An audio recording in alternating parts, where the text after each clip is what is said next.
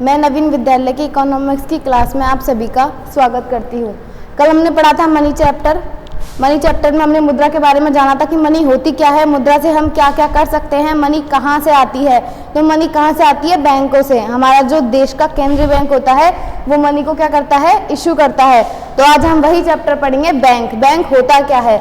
Bank के बारे में आप सभी ने सुन रखा होगा। बैंक वर्ड एक जाना माना सर्वव्यापी वर्ड, सर्वोपयोगी वर्ड हो चुका है आज के युग में। बैंक के बारे में आप सभी को पता है, लेकिन आप सभी को ये नहीं पता कि बैंक होता क्या है। तो बैंक क्या होता है, देखिए आज हम पढ़ेंगे व्हाट इज बैंक। बैंक क्या होता है, फंक्शंस ऑफ बैंक, कि हमारे जो देश का बैंक है वो क्या क्या कार्य करता है, हमें क्या क्या सुविधाएं प्रदान करता है, तो वो हम पढ़ेंगे। नेक्स्ट टॉपिक है आपका क्रेडिट क्रिएशन, साख निर्माण। क्रेडिट क्रिएशन हमारे देश में कैसे होता है, साख क्या होती है, साख का निर्माण कैसे होता है, वो हम पढ़ेंगे। और लिमिटेशन ऑफ क्रेडिट क्रिएशन, कि साख निर्माण की जो सीमाएं हैं, कि हमारे देश में अगर साख निर्माण सही से नहीं हो पाता है या हो पाता है तो वो क्यों होता है, लिमिटेशंस ऑफ क्रेडिट क्रिएशन। तो इन 4 टॉपिक्स में आपका ये चैप्टर कंप्लीट हो जाएगा अगर आप ये 4 टॉपिक अच्छे से पढ़ लेंगे। तो क्या, what is bank, functions of bank, credit creation and limitation of credit creation. Bank क्या है, फंक्शंस ऑफ बैंक के कार्य बताइए, क्रेडिट क्रिएशन साख किसे कहते हैं और साख का निर्माण कैसे होता है। नेक्स्ट आता है लिमिटेशन ऑफ क्रेडिट क्रिएशन, की साख निर्माण की जो सीमाएं हैं वो हमारे देश में क्या क्या है। तो हम हमारे पहले टॉपिक पर जाते हैं, व्यापारिक बैंक। व्यापारिक बैंक सभी बैंक जो व्यापार करते हैं, केवल आरबीआई के अलावा उन सभी को वाणिज्यिक बैंक बोलते हैं। तो बैंक होता क्या है, बैंक की तरफ डेफिनेशन की तरफ जाएं। सबसे पहले हम ये देखेंगे बैंक वर्ड आया कहाँ से। तो बैंक कहाँ से आया है, यह एक इटालियन भाषा का शब्द है। कहाँ का शब्द है? इटालियन भाषा का शब्द है। और ये किससे आया है? बैंको वर्ड से आया है। किससे? बैंको वर्ड से। ये बैंको वर्ड क्या है? बैंको वर्ड का मतलब है कि जो इटालियन है वहाँ के लोग हैं वो क्या करते थे, बेंचों पर बैठकर अपने जो व्यापार है उसका क्या करते थे, लेन देन करते थे। इटालियन वहाँ के लोग क्या करते थे, बेंचों पर बैठकर मुद्रा का लेन देन करते थे, सभी तरह का व्यापार करते थे। तो इसका नाम क्या हो गया, बैंको। तो ये बैंक किससे आया, हमारा इटालियन भाषा के बैंको शब्द से आया है। लेकिन जैसे जैसे विकास होता गया वैसे वैसे ये बैंको वर्ड किसमें चेंज हो गया, ये बैंको वर्ड हो गया फ्रांस भाषा के, ये बैंको वर्ड फ्रांस भाषा के बैंके में चेंज हो गया। किसमें? बैंके वर्ड में। ये इटालियन भाषा के बैंकों से किसमें चेंज हो गया, फ्रांस भाषा के बैंके वर्ड में चेंज हो गया। और आगे जाते हैं तो इसके बाद ये बैंक के वर्ड से क्या हो गया, अंग्रेजी भाषा में ये आता है बैंक। क्या हो गया ये? बैंक। अब इसको हम बोल सकते हैं बैंक। ये किसका शब्द है? अंग्रेजी भाषा का शब्द है। तो बैंक हमारा किसका शब्द है? अंग्रेजी भाषा का शब्द है। तो समझ में आया बैंक कहाँ से आया है? बैंक आया है, इटालियन भाषा का शब्द है। ये बैंक को क्यों दिया? क्योंकि वहां के लोग क्या करते थे, बेंचों पर बैठकर मुद्रा का व्यापार करते थे, मुद्रा का लेन देन करते थे, तो उसी का नाम दे दिया बैंको। उसके बाद जब धीरे धीरे आगे चला तो ये किस में चेंज हो गया, फ्रांस भाषा के बैंक के वर्ड में। किस में चेंज हो गया? फ्रांस भाषा के बैंक के वर्ड में ये चेंज हो गया। उसके बाद फ्रांस भाषा के बाद नेक्स्ट ये चेंज हुआ अंग्रेजी भाषा के बैंक वर्ड में, जिसको आप सभी जानते हैं, आज बोलते हैं। तो किस भाषा का शब्द है? अंग्रेजी भाषा का शब्द है। लेकिन अगर हम आधुनिक बैंकिंग का विकास माने तो वो किस भाषा से हुआ है? यूरोपीय भाषा से। अगर आज बोले कि आधुनिक बैंकिंग का विकास कहाँ से हुआ, मॉडर्न बैंकिंग, तो वो कहाँ से हुआ है? यूरोपीय भाषा से। यदि क्वेश्चन आता है कि आधुनिक बैंकिंग का विकास कहाँ से हुआ, कौन सी भाषा से हुआ, तो क्या बोलेंगे? यूरोपीय भाषा से हुआ।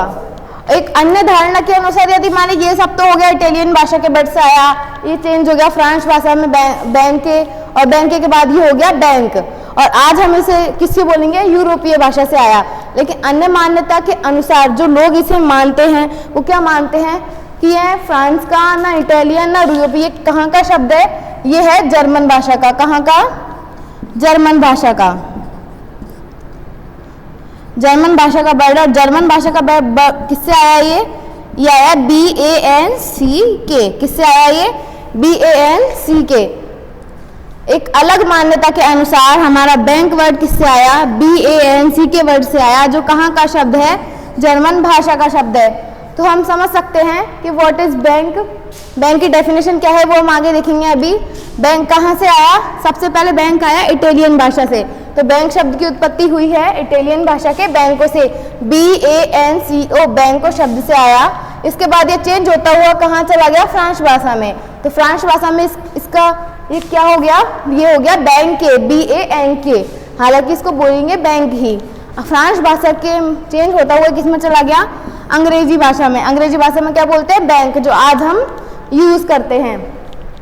नेक्स्ट अगर माने कि आज आधुनिक बैंकिंग का विकास किस भाषा से हुआ, तो वो है यूरोपीय भाषा। कौन सी भाषा, यूरोपीय भाषा। और एक अलग मान्यता के अनुसार देखें इन सभी को अलग रख के, तो बैंक वर्ड कहाँ से आया, जर्मन भाषा के बैंक वर्ड से आया BANCK। कहाँ से आया, BANCK, जर्मन भाषा के वर्ड से आया। तो ये हो गई बैंक की उत्पत्ति। बैंक की उत्पत्ति हो गई। अब ये बताइए कि बैंक किस सेक्टर का भाग है। आपने सेक्टर्स पढ़े होंगे पहले। हमारे देश में 3 तरह के सेक्टर होते हैं। कौन कौन से होते हैं, प्राइमरी, सेकेंडरी एंड क्या होता है, टर्शियरी। कौन सा, तृतीयक क्षेत्र। तो 3 तरह के क्षेत्र होते हैं, प्राइमरी क्षेत्र, सेकेंडरी एरिया और टर्शियरी एरिया। तो अब ये अगर आपसे पूछा जाए कि बैंक किस सेक्टर का भाग है, कौन सा सेक्टर है, प्राइमरी सेक्टर है या सेकेंडरी सेक्टर है, टर्शियरी सेक्टर है, तो आप क्या बोलोगे, टर्शियरी सेक्टर है, तृतीयक क्षेत्र है। क्यों बोलोगे तृतीयक क्षेत्र, क्योंकि आपने पढ़ा होगा प्राथमिक क्षेत्र पे क्या आता है, जो नेचर से प्राप्त होते हैं, जैसे खदानें, चट्टाने, इनसे चीज होने वाली चीज, कृषि, ये सब किस में आते हैं, प्राइमरी, प्राथमिक क्षेत्रों में। लेकिन हम जाए सेकेंडरी, तो सेकेंडरी जब विकास होने लगा तो इसमें क्या आ गए, उद्योग आ गए, बड़े बड़े उत्पादन आ गए, जो लोग होते हैं, व्यापार आ गया, वो किस में आ गया, सेकेंडरी में।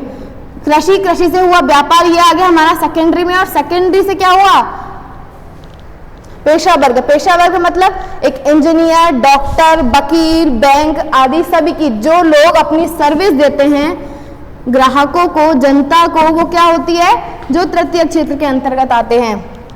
तो हम कह सकते हैं कि बैंक किस सेक्टर का भाग है, टर्शियरी सेक्टर का भाग है। आ गया समझ में, बैंक किसका भाग है, तृतीय क्षेत्र का भाग है।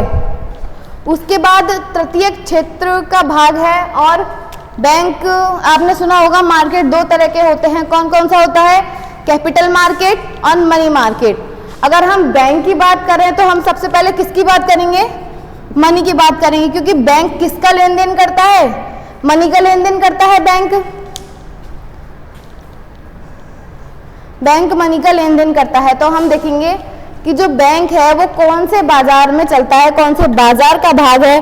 तो हम देखेंगे बाजार 2 प्रकार के होते हैं, मनी मार्केट और कैपिटल मार्केट। कैपिटल बाजार में आता है पूंजी बाजार। पूंजी बाजार आपने पढ़ रखा होगा। मनी मार्केट में मुद्रा बाजार जो होता है 2 प्रकार का। कौन कौन सा, 2 प्रकार का। मनी मार्केट 2 प्रकार का होता है। कौन कौन सा, संगठित और असंगठित। तो आप बताइए कि बैंक किस बाजार के अंतर्गत आता है, बैंक आता है संगठित बाजार के अंतर्गत आता है। किसके आता है, संगठित बाजार के अंतर्गत। तो 2 चीज हो गई कि बैंक तृतीय क्षेत्र का भाग है, थर्ड सेक्टर का भाग है। और बैंक कौन से बाजार के अंतर्गत आता है, मनी मार्केट के संगठित बाजार। ऑर्गेनाइज्ड मार्केट के अंतर्गत क्या आता है आपका, बैंक आता है। और हम देखें कि बैंक क्या है, बैंक कौन सी अनुसूची में आता है, तो बैंक आता है हमारा 7वीं अनुसूची में। किसमें आता है, 7वीं अनुसूची में। 7वीं अनुसूची मतलब ऐसी अनुसूची जिसमें बैंक के बारे में सभी नियम क्या हो, लिखे हुए हो, जिसका उल्लेख हो। 7वीं अनुसूची में किसका उल्लेख है, बैंक का। और ये किस चीज का विषय है, संघ सूची का, जिसमें क्या हो, सभी नियम लिखे हुए होते हैं। आगे समझ में, ये तृतीय क्षेत्र का भाग है। ये कौन से बाजार का भाग है, मनी मार्केट के, ऑर्गेनाइज्ड मार्केट का ये बाजार के अंतर्गत आता है। अब हम देखेंगे, हालांकि चैप्टर में नहीं है लेकिन मैं बता रही हूँ। नेक्स्ट आता है बैंक के प्रकार। तो बैंक के प्रकारों में 2 तरह के बैंक आते हैं, अनुसूचित बैंक और गैर अनुसूचित बैंक, शेड्यूल्ड बैंक्स और नॉन शेड्यूल्ड बैंक्स। अब आप पूछेंगे कि शेड्यूल्ड बैंक्स क्या है और नॉन शेड्यूल्ड बैंक क्या है। तो शेड्यूल्ड बैंक क्या है? अनुसूचित बैंक। अनुसूचित नाम आते ही आप समझ गए होंगे कि जो अनुसूची में शामिल हो, और गैर अनुसूचित जो अनुसूची में शामिल नहीं हो। तो ऐसे बैंक जो आरबीआई एक्ट के अंतर पंजीकृत है, आरबीआई एक्ट के अंतर्गत आते हैं, वो कौन से बैंक कहलाते हैं? अनुसूचित बैंक। और जो आरबीआई एक्ट के अंतर्गत पंजीकृत नहीं है, जो आरबीआई एक्ट के अंतर्गत नहीं आते हैं, वो होते हैं गैर अनुसूचित बैंक। कौन से बैंक? गैर अनुसूचित बैंक। तो ये हो गया आपका बैंक का परिचय। बैंक के परिचय में क्या क्या बताया मैंने कि इटालियन भाषा से आया, इटालियन भाषा के बैंको वर्ड से आया, BANCO चेंज होता हुआ ये हो गया फ्रांस भाषा के बैंक के वर्ड। बैंक के वर्ड के बाद ये अंग्रेजी भाषा के बैंक हो गया जो हम आज यूज लेते हैं। लेकिन आधुनिक बैंकिंग का विकास किससे हुआ? यूरोपीय भाषा से। बैंक किस क्षेत्र का भाग है? तृतीयक क्षेत्र का भाग है। और किस बाजार का है? मनी मार्केट के, ऑर्गेनाइज्ड मार्केट का, संगठित बाजार का भाग है। बैंक कितने प्रकार का होता है? बैंक होता है दो प्रकार का, अनुसूचित और गैर अनुसूचित। अनुसूचित वह होता है जो आरबीआई एक्ट के अंतर्गत क्या होता है? शामिल होता है। और गैर अनुसूचित जो आरबीआई एक्ट के अंतर्गत पंजीकृत नहीं होते हैं। तो आगे ये होता है बैंक का परिचय। बैंक के परिचय के बाद हम देखेंगे व्हाट इज बैंक। बैंक क्या होता है? अब आप बोलेंगे बैंक क्या होता है? बैंक वर्ड आपने सुन रखा है पहले कई बार, रोज सुनते होंगे, कभी ना कभी सुना ही होगा, कोई भी इससे अनजान नहीं है। तो बैंक वर्ड होता है, आपकी भाषा में बैंक क्या है? जहां हम पैसे जमा करा सकते हैं और पैसे निकाल सकते हैं। यही होता है आपकी भाषा में बैंक वर्ड का अर्थ। पैसे जमा करा सकते हैं और पैसे निकाल सकते हैं। लेकिन इसकी कोई डेफिनेशन तो होगी? हाँ बिल्कुल है। किसके अनुसार है? भारतीय बैंकिंग अधिनियम 1949 के अनुसार। और कई हमारे इकोनॉमिस्ट हुए, हार्टले विदर्स, मार्शल, किनले आदि के अनुसार भी किसकी परिभाषा है? बैंक की परिभाषा। जो अर्थशास्त्री उन सभी ने किसकी परिभाषा दी? बैंक की। तो पहले आते हैं हम भारतीय बैंकिंग अधिनियम के अनुसार। भारतीय बैंकिंग अधिनियम के अनुसार बैंक क्या है? उनके अनुसार क्या है कि बैंक जनता से छोटी छोटी बचतों को क्या करता है? जमा करता है। क्या करता है? छोटी छोटी बचतों को जमा करता है और उनके मांगने पर उन्हें क्या करता है? लौटाता है। किसके द्वारा लौटाता है? चेक के द्वारा, ड्राफ्ट के द्वारा उन्हें क्या करता है? भुगतान करता है। तो बैंकिंग से तात्पर्य ऋण देने। भारतीय बैंकिंग अधिनियम के अनुसार बैंक की परिभाषा क्या है? बैंक क्या है? बैंकिंग संस्था ऐसी संस्था है जो ऋण देने अथवा जमाएं स्वीकार करने का कार्य करती है। इससे क्या होती है? उन्हें साख का निर्माण होता है। और जो पैसे बैंक जमा करती है जनता का छोटी छोटी बचतों के रूप में, उससे क्या देती है? बैंक लोन देती है। और लोन पर क्या प्राप्त करती है? इंटरेस्ट प्राप्त करती है, जो आप चुकाते होंगे। वो किस रेट का है? इसके बाद नेक्स्ट परिभाषा पे आते हैं कि बैंक क्या है। तो बैंक हम बोल सकते हैं बैंक वह संस्था है जो मुद्रा का लेन देन करती है, जनता से जमा करती है और उन्हें क्या देती है? उन्हें ऋण प्रदान करती है। तो बैंक क्या है? बैंक मुद्रा का लेन देन करती है, हमारे विनिमय का माध्यम है, हमें चेक या ऑर्डर से भुगतान करने की सुविधा देती है। ये हो गई बैंक की परिभाषाएं। तो बैंक क्या है? बैंक एक ऐसा स्थान है जहां हम अपनी जमाओं को, अपनी बचतों को सुरक्षित रख सकते हैं और हमारे मांगने पर वह हमें बिना किसी प्रॉब्लम के क्या कर सकती है? लौटा सकती है। तो बैंक एक ऐसी संस्था है जो जनता की छोटी छोटी बचतों को जमा करती है और मांगने पर चेक, ड्राफ्ट या फिर किसी चीज के माध्यम से उन्हें क्या करती है? लौटाती है।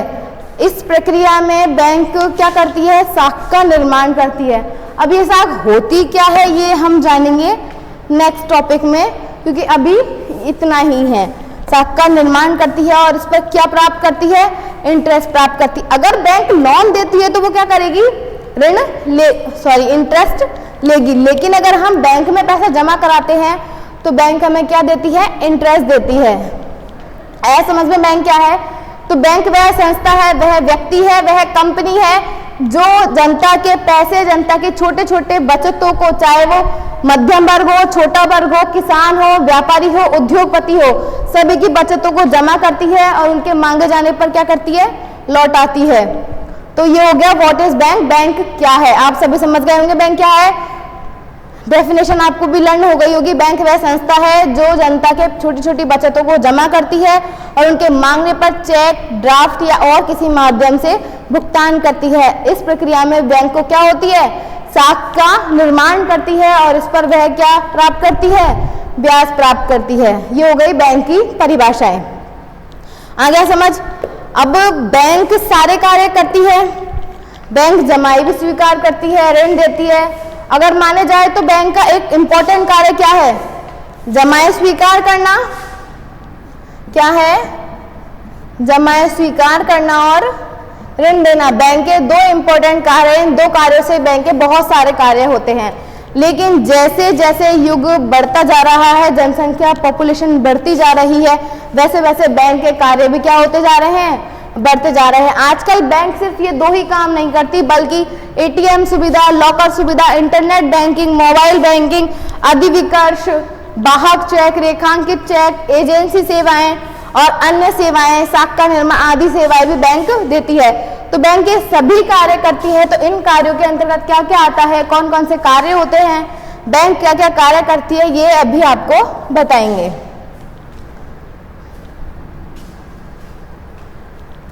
ओके, तो अब आते हैं हम व्यापारिक बैंक के कार्य।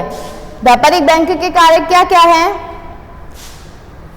व्यापारिक बैंक ऐसे तो बहुत सारे कार्य करती है, लेकिन हमारी बुक में ये 5 कार्य जो मैं आपको बताऊंगी, जमाएं स्वीकार करना, ऋण देना, साख निर्माण, एजेंसी सेवाएं और अन्य सेवाएं। अब पहला कार्य जो जमा स्वीकार करना है, वो मैं तब से बोलती आ रही हूँ कि बैंक का इंपॉर्टेंट कार्य क्या है, जमाएं स्वीकार करना। जनता के पैसों को जमा करना, उनके पैसों को सुरक्षित रखना, उनकी छोटी छोटी बचतों को जमा करना और उन्हें विश्वास दिलाना कि आपके पैसे हमारे पास क्या रहेंगे, सेफ रहेंगे। और जनता भी इसी बिलीव पे उनको दे देती है, ताकि क्योंकि उन्हें मांगने पर क्या मिलते हैं, अपने पैसे वापस मिल जाते हैं सही रेट पर। तो पहला कार्य है जमाएं स्वीकार करना। बैंक जनता से छोटी छोटी बचतों के रूप में क्या करती है, पैसे जमा करती है और अपने ग्राहकों को क्या देती है, ब्याज देती है। आप कभी बैंक में अपने पैसे जमा कराते हो, आपने कराए 2000 रुपये, तो अब थोड़े दिन बाद देखना बैंक उसमें इंटरेस्ट जोड़ देती है। तो बैंक क्या देती है, हमारी जमाओं पर हमें ब्याज देती है। अब जमाएं हम कौन कौन से खाते में करवा सकते हैं हमारे पैसे, बचत खाता, चालू खाता, अवधि जमाएं, मांग जमाएं। सेविंग अकाउंट होता क्या है, सेविंग अकाउंट वह अकाउंट है, पहले तो ये बताइए सेविंग अकाउंट खोलता कौन है। ये वे खाते हैं जो छोटे छोटे बचतकर्ता या फिर नौकरी पेशा लोगों के लिए खोले जाते हैं। किन के लिए खोले जाते हैं, छोटे छोटे बचतकर्ता जो थोड़ी थोड़ी बचतें अपने पास जमा करके रखते हैं, या नौकरी पेशा जिनकी सैलरी या नौकरी से उनका पेट भरता है, तो वो कौन सा खाता खुलवाते हैं, बचत खाता। बचत खाते पर आप पूछेंगे क्या इंटरेस्ट लेती है, जी हाँ इंटरेस्ट लेती है बैंक। जब बचत खाते में जनता पैसे जमा कराती है तो बैंक ब्याज लेती है, लेकिन ब्याज कौन से दर पे लेती है, कम लेती है उनसे। ऊंची दर पर ब्याज लेने की बजाय बचत खातों से किस पे लेती है, कम दर पर ब्याज कम होती है। तो बचत खाते में बोल सकते हैं बचत खाता किसके द्वारा खुलवाया जाता है, छोटे छोटे बचतकर्ताओं और नौकरी पेशा लोगों के द्वारा खुलवाया जाता है। इसके लिए बैंक ब्याज की दर क्या होती है, कम होती है। बचत खाते में ब्याज की दर क्या होती है, कम होती है। नेक्स्ट आता है चालू खाता। चालू खाता कौन लोग खुलवाता है, जिनके डेली का काम होता है, जो पैसे बार बार निकालते हैं और बार बार पैसे जमा कराते हैं। चालू खाता कौन खुलवाता है, व्यापारी या उद्योगपति जिनके रोज का काम है पैसे निकालना और डालना। तो ऐसा खाता जो व्यापारी और उद्योगपतियों के द्वारा खोला जाता है, जो बार बार पैसा जमा कराते हैं, पैसा निकालते हैं, तो वो कौन सा खाता होता है, चालू खाता। इस पर ब्याज की दर ना के मात्र होती है। क्या होती है, ना के मात्र, मतलब न्यूनतम दर। क्या बोल सकते हैं इसको, न्यूनतम दर। तो चालू खाते पे ब्याज की दर क्या होती है, बिल्कुल न्यूनतम होती है। क्या होती है, न्यूनतम होती है। नेक्स्ट बचत खाते और चालू खाते के बाद हम आते हैं अवधि जमाओं पर। अवधि जमाओं में आप समझ सकते हैं, पहले ही अवधि आ रहा है तो आपके मन में विचार आया होगा कि इसमें क्या किससे रिलेटेड है, ये टाइम से रिलेटेड है, अवधि से रिलेटेड है। तो इसमें क्या करती है, बैंक एक निश्चित अवधि के लिए जमाएं करती है और वो अवधि खत्म होने के बाद ग्राहक को, जनता को वो पैसा क्या करती है, लौटा देती है जिसका वो पैसा है। तो बैंक एक निश्चित अवधि के लिए जनता का पैसा मतलब ग्राहक का पैसा जमा करती है और जब वो अवधि पूरी हो जाती है तो उसके मांगे जाने पर वह उसको लौटा देती है। लेकिन अवधि जमा में ब्याज की दर क्या होती है, ऊंची होती है। बचत खाते में हमने पढ़ा कि ब्याज की दर कम होती है, चालू खाते में न्यूनतम होती है, बचत खाते से भी कम। लेकिन हम जाए अवधि जमाओं पर तो अवधि जमाओं में ब्याज की दर क्या होती है, ऊंची होती है। तो ऐसी जमाएं जो एक निश्चित अवधि के लिए होती है वो क्या होती है, अवधि जमाएं।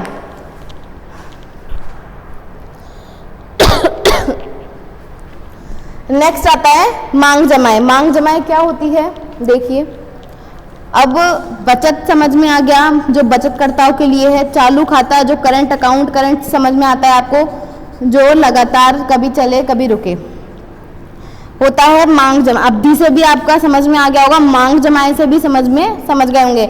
मांग मतलब मांगना, कि बैंक पैसे तो जमा करती है लेकिन ग्राहक यदि उसे कभी भी मांग ले, आज मांगे, कल मांगे, अभी मांगे, तो बैंक का फर्ज है कि वो उसे उसी टाइम उसके पैसे लौटाए।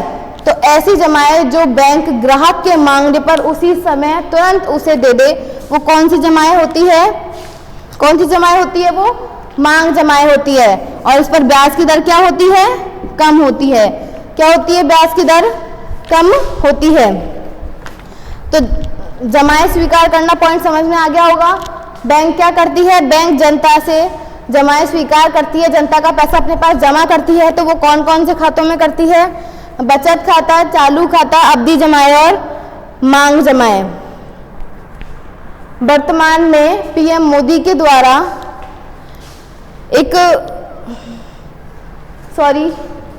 वर्तमान में एक योजना चलाई गई बैंकिंग सुविधा के लिए, जनता के लिए, जो बैंकों की योजनाओं को क्या कर सके, समझा सके। तो एक योजना चलाई गई प्रधानमंत्री जन धन योजना, जिसके अनुसार ग्राहकों को कितने रुपए की अधिविकर्ष सुविधा प्रदान करती है सरकार, 5,000 रुपए की। प्रधानमंत्री जन धन योजना के अंतर्गत बैंक ग्राहकों को 5,000 तक की सुविधा क्या देती है,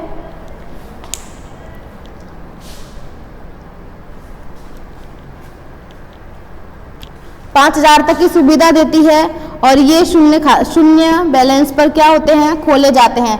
तो प्रधानमंत्री जन धन योजना के अंतर्गत जो भी खाता खुलवाता है वो किस बैलेंस से खुलवा सकता है, शून्य से, जीरो बैलेंस से खुलवा सकता है। और बैंक इस पे 5,000 का क्या देती है, अधिविकर्ष दे सकती है। तो आया समझ में कि प्रधानमंत्री जन धन योजना क्या है, खाते कौन कौन से होते हैं, बचत खाता, चालू खाता, अवधि जमाएं और मांग जमाएं। पहला कार्य होता है जमाएं स्वीकार करना, जो आप समझ गए होंगे। नेक्स्ट आता है आप लोगों का ऋण देना। अगर जनता से बैंक जमाएं स्वीकार कर रही है तो सेकंड कार्य उसका ऋण देना भी है, क्योंकि बैंक अपने पास भी कुछ रखती है इंटरेस्ट के रूप में, साख का निर्माण करती है। वो कैसे करती है, ऋण देती है। तो अगर हम ऋण पे जाएं तो देखिए बैंक जनता को 3 प्रकार के ऋण देती है। कौन कौन कौन से, अल्पकालीन, मध्यकालीन और दीर्घकालीन। बैंक जनता को किन 3 प्रकार के ऋण देती है, अल्पकालीन, मध्यकालीन और दीर्घकालीन। अल्पकालीन जो कम समय के लिए होते हैं, मध्यकालीन जो न कम ना ज़्यादा, और दीर्घकालीन जो बड़ी संपत्तियों लंबे समय के लिए दिए जाते हैं। तो बैंक जनता को 3 समय के ऋण दे सकती है, अल्पकालीन, मध्यकालीन और दीर्घकालीन। ऋण देना बैंक किस किस चीज़ पर लोन देती है, शिक्षा पर देती है, विवाह पर देती है, होम लोन देती है, या फिर कोई हमने बड़ी असेट्स खरीदी उस पर लोन देती है। तो बैंक आदि तरह के लोन देती है। और बैंक जब लोन देगी, लोन कहाँ से देगी बैंक, जो बैंक के पास पैसा आया हुआ है, किसका, जनता का। अब जनता का पैसा जो आया हुआ है उसी में से बैंक क्या देती है, लोन देती है। तो इससे बैंक क्या करती है, साख का निर्माण करती है। क्यों करती है, क्योंकि एक तरफ जब जमा स्वीकार कर रही है तब तो बैंक में इंटरेस्ट दे रही है बैंक, और जब ऋण दे रही है तो बैंक इंटरेस्ट ले रही है। तो बैंक मतलब कुछ हिस्सा प्राप्त करती है, उससे क्या कहते हैं, साख कहते हैं। आया समझ में, साख कहते हैं। और बैंक ये ऋण चुकाने के लिए जनता को, ग्राहकों को एक समय देती है कि आप ये समय ले लीजिए और इस समय तक हम इस लोन को चुका दीजिए। और यदि वो लोन नहीं चुका पाते हैं तो बैंक को उसकी कोई संपत्ति जो उसके लोन के बराबर हो वो जब्त करने का पूरा अधिकार होता है। तो क्या है, जब्त करने का पूरा अधिकार होता है। बैंक अपने ग्राहकों को 3 तरह के लोन देती है, अल्पकालीन, मध्यकालीन और दीर्घकालीन। 3 तरह के लोन देती है। लोन में बैंक क्या करती है, शिक्षा लोन देती है, विवाह का लोन देती है, घर के लिए लोन देती है, अलग अलग तरीके के लोन देती है।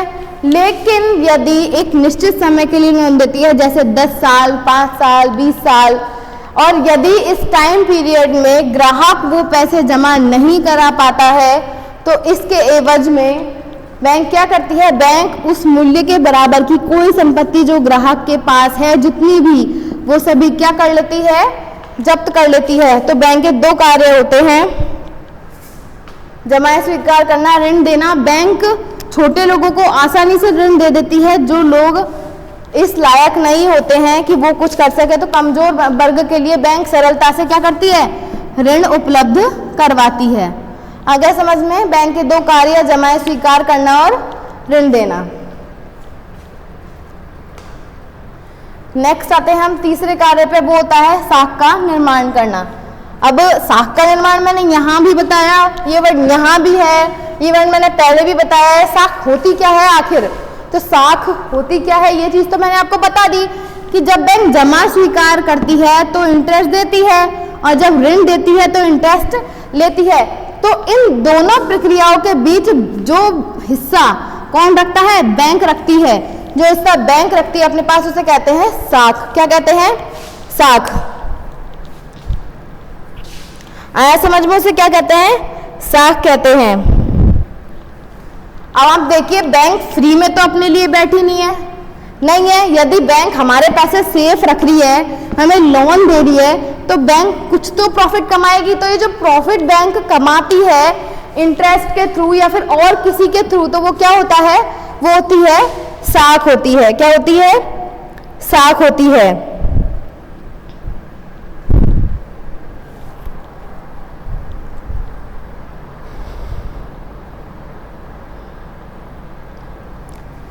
तो आ गया साख निर्माण। साख निर्माण की प्रक्रिया को हम आगे बहुत विस्तार से जानेंगे। अभी सिर्फ इतना ही समझ लो कि बैंक जनता को जो जमाएं देती है, उन जमाओं से बैंक क्या करती है, लोन देती है। और इस प्रक्रिया के बीच में जो बैंक जो प्रॉफिट कमाती है, जो प्रॉफिट लेती है, जो इंटरेस्ट अपने पास रखती है, जो हिस्सा अपने पास रखती है, उसे क्या कहते हैं, साख कहते हैं।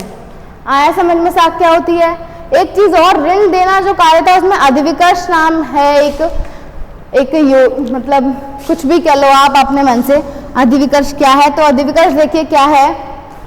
अधिविकर्ष बैंक अलग अलग अकाउंट पे अलग अलग देती है। जैसे मैंने बताया, जनधन योजना के तहत बैंक देती है 5000, मतलब अकाउंट में है 2000, अपन को चाहिए 3000 और, तो बैंक क्या करेगी, बैंक 5000 तक का हमें स्वीकृति देते हैं कि आप 5000 तक अकाउंट में से पैसे निकलवा सकते हो।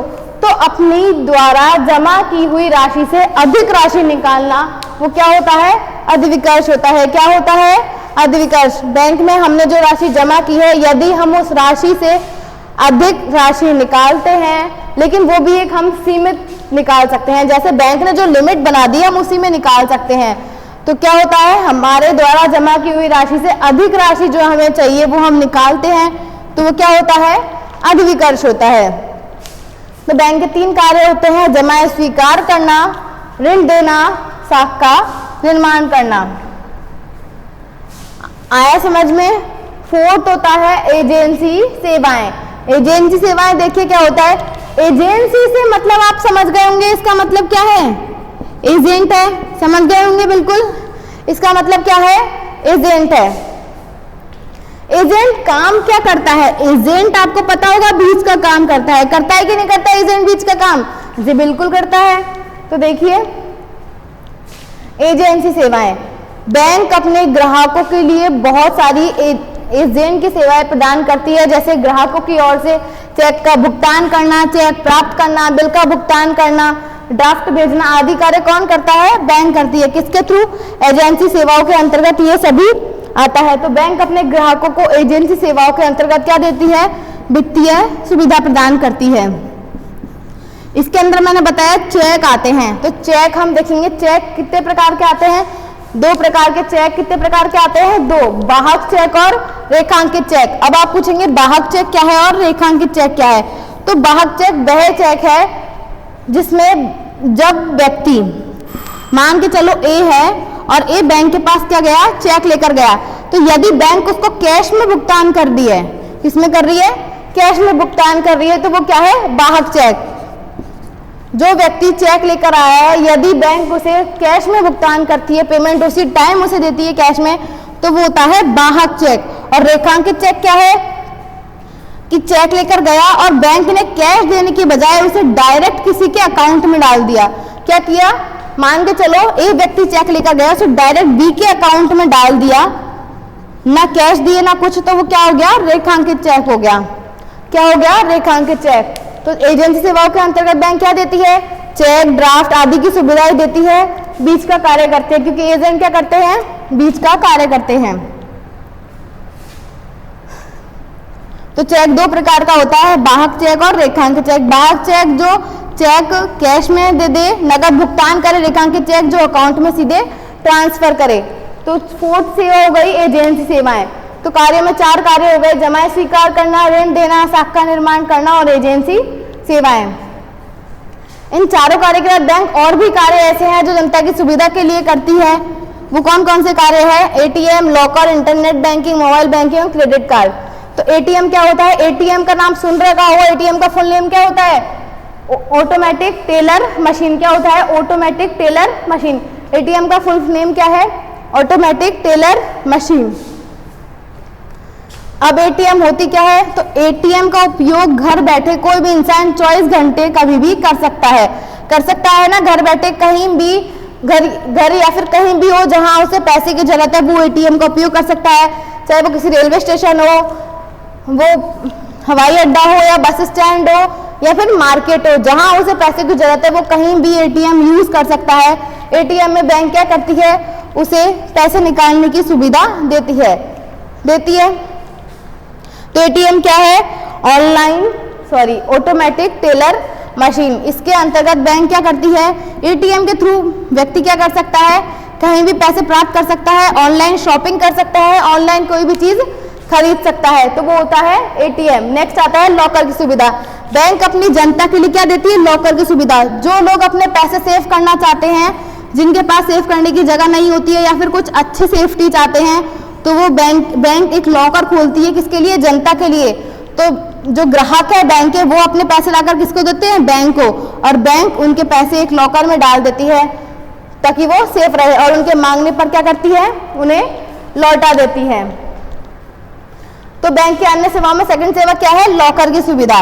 एक आती है इंटरनेट बैंकिंग। अब इंटरनेट बैंकिंग समझ गए होंगे कि बैंक की किसके माध्यम से सेवा दे रही है, नेट के माध्यम से, जहां आप कहीं भी नेट के माध्यम से बैंकिंग सेवा कर सकते हैं, किसी का भुगतान कर सकते हैं, किसी से कुछ पैसे प्राप्त कर सकते हैं, ऑनलाइन खरीद सकते हैं, बेच सकते हैं, वो सब किसके द्वारा होता है, इंटरनेट के द्वारा। नेक्स्ट आता है मोबाइल बैंकिंग। मोबाइल बैंकिंग में ये है कि आजकल गूगल प्ले स्टोर पे बहुत सारे ऐप आते हैं जो हमारे पैसे को क्या करते हैं, हमें सेफ भी रखते हैं। इसके लिए क्या होता है, एक पासवर्ड होता है और एक लॉगिन आईडी होती है, जो सिर्फ उसी का अकाउंट है उसी को पता होती है। ये चीज़ आपको पता होगी। तो इसके लिए बहुत सारे ऐप चलाए गए हैं, जैसे आपको पता होगा पेटीएम है, गूगल पे है, फोन पे है। तो मोबाइल बैंकिंग वह है कि वह अलग अलग ऐप के माध्यम से अपनी जो व्यापार है, अपना बिजनेस है, कर सकता है, कुछ खरीद सकता है, बेच सकता है, या फिर और भी अपने कार्य कर सकता है। नेक्स्ट आता है क्रेडिट कार्ड। क्रेडिट कार्ड में वही है कि बैंक अपने ग्राहक को भुगतान करती है, किसके माध्यम से? कार्ड के माध्यम से, एक निश्चित सीमा में। जैसे एक ग्राहक को पैसे चाहिए तो वो क्या करेगा? वो अपने कार्ड द्वारा, क्रेडिट कार्ड के माध्यम से बैंक से कहेगा और बैंक उसे उसके कार्ड के थ्रू उसे क्या करती है? भुगतान करती है। क्या करती है? भुगतान करती है। तो अन्य सेवाओं में क्या आते हैं? 4 आती है। एटीएम सुविधा, और भी है बहुत सारी, बट ये मोस्ट है। एटीएम सुविधा, लॉकर सुविधा, इंटरनेट बैंकिंग, मोबाइल बैंकिंग और क्रेडिट कार्ड। एजेंसी सेवाओं में चेक के माध्यम से एजेंट का कार्य करती है, या फिर किसी का बिल भुगतान करना, किसी का प्राप्त करना, ये सभी कार्य कौन करता है? एजेंट के रूप में कार्य करती है। चेक 2 तरह के होते हैं, बाहक चेक, रेखांकित चेक। बाहक चेक क्या होता है? जो कैश करे, जो कैश में भुगतान करे बैंक, और रेखांकित चेक जो अकाउंट में डायरेक्ट ट्रांसफर करे। नेक्स्ट देखिए, साख निर्माण भी बता चुकी हूँ। जब जमाएं स्वीकार करती है तो बैंक इंटरेस्ट देती है, और जब ऋण देती है तो बैंक इंटरेस्ट लेती है। तो बैंक फालतू तो नहीं बैठी है कि वो अपने लिए फ्री में करे ये सब चीजें, तो इसके लिए बैंक क्या करती है? प्रॉफिट लेती है। प्रॉफिट लेती है, वो थोड़ा इंटरेस्ट इसमें से काटती है तो थोड़ा इसमें से काटती है। तो इन दोनों प्रक्रियाओं में बैंक को जो हिस्सा प्राप्त होता है वो क्या होता है? साख होता है। क्या होता है? साख होता है। सेकंड कार्य था ऋण देना। ऋण देना के अंदर अधिविकर्ष था, जो मैं बता चुकी हूँ। अधिविकर्ष क्या होता है? अपनी जमा की हुई राशि से अधिक राशि निकालना होता है अधिविकर्ष। ऋण 3 तरह की देती है, अल्पकालीन, मध्यकालीन और दीर्घकालीन। जो एक निश्चित अवधि के बाद वह ले सकती है ऋण को। अगर वह ग्राहक उसे ऋण नहीं चुकाता है तो उसके एवज में वह कोई भी उसके असेट्स जो उसके लोन के बराबर वह उसे जब्त कर लेती है। फर्स्ट था जमा स्वीकार करना, जिसके अंतर्गत 4 खाते थे, बचत खाता, चालू खाता, अवधि जमाएं और मांग जमाएं। ये 4 अभी आप समझ गए होंगे। तो व्हाट इज बैंक? बैंक क्या है? बैंक की परिभाषा, बैंक कहाँ से आया है, बैंक का परिचय, बैंक किस बाजार का भाग है और बैंक के कार्य, ये आपका हो गया कंप्लीट। नेक्स्ट टॉपिक पे आते हैं हम, क्रेडिट। क्रेडिट क्या होती है? साख। साख वर्ड बहुत ही यूज हुआ है, यहाँ हो गया और डेफिनेशन में हो गया। तो आखिर ये क्रेडिट होती क्या है ये समझेंगे। तो देखिए,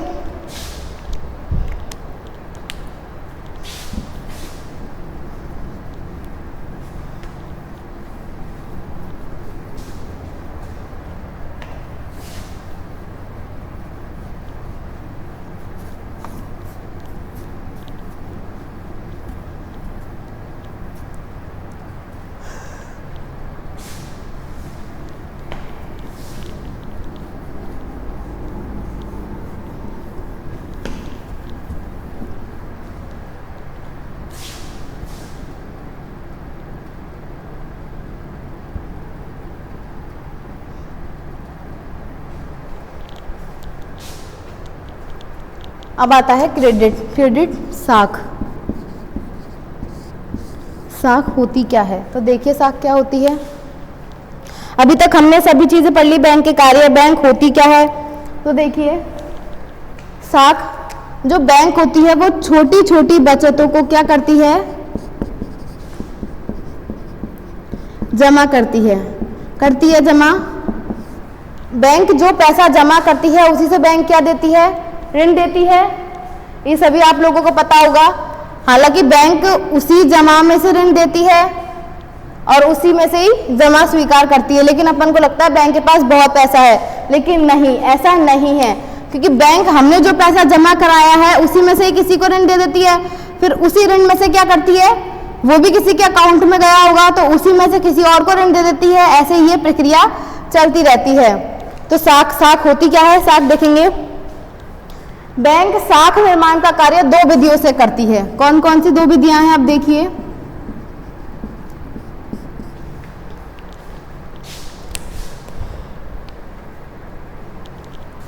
बैंक 2 विधि से करती है। पहली विधि है कागजी मुद्रा के निर्गमन द्वारा।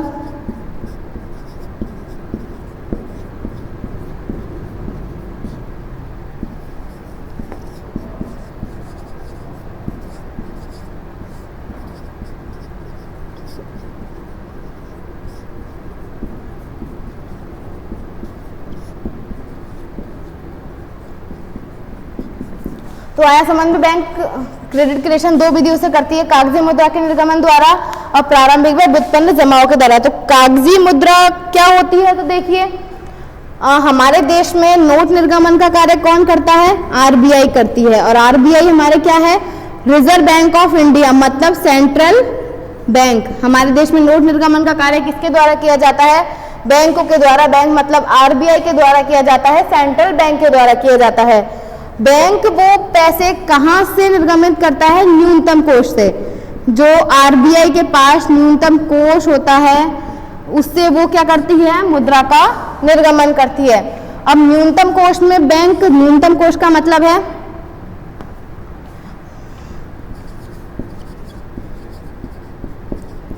कि बैंक अपने पास कितना रखती है? 200 करोड़ रुपए।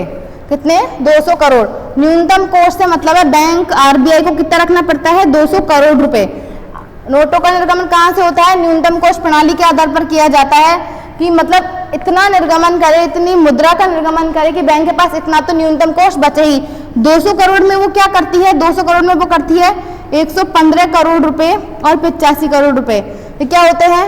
ये डिवाइडेशन होते हैं। 115 करोड़ और 85 करोड़।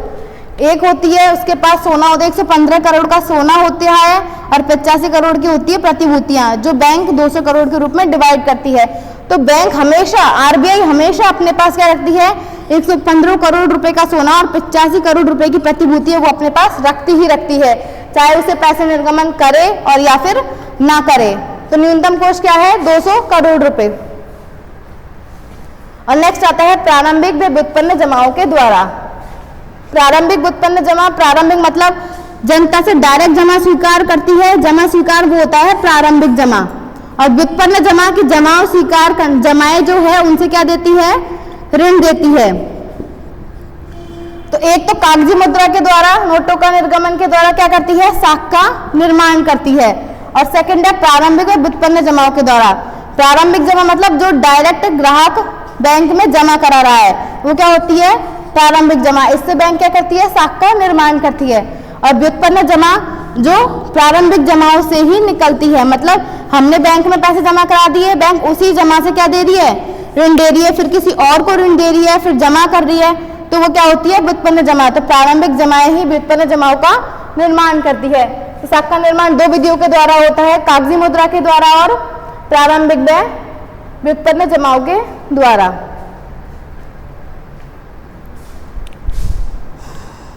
अब हम नेक्स्ट पढ़ते हैं कि साख सृजन की प्रक्रिया, कि साख निर्माण होता कैसे है। Thank you.